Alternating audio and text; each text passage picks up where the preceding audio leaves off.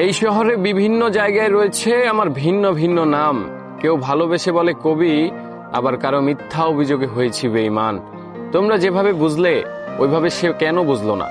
যাই হোক, আমার ভাগ্য সুন্দর হলে কপাল পোড়া শব্দটা তো আর পূর্ণতা পেত না। এজন্যই হয়তো কবির মিত্র বলেছিলেন, কবিরা নারীকে কামনা করে, স্পর্শে পায় না।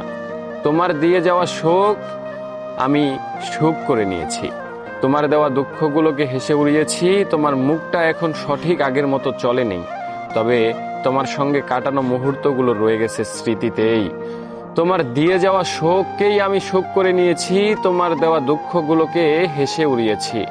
তোমার মুখটাও এখন সঠিক আগের মতো মনে তবে নেই, তবে তোমার সঙ্গে কাটানো মুহূর্তগুলো রয়ে গেছে স্মৃতিতেই। তুমি নেই বহুদিনই হলো, তারপরেও কেন জানি তোমার শূন্যতা অনুভব করি। এখন অশ্রুরাও বলে, তোর কষ্ট তুই পা, আমরা কেন ঝরি। তুই হৃদয়ের কতটুকু জায়গায় বিস্তৃত তার নেই কোনো সীমানা। তুমি হৃদয়ে কেন রয়েছো, এই বিষয়টা আমার আজও অজানা।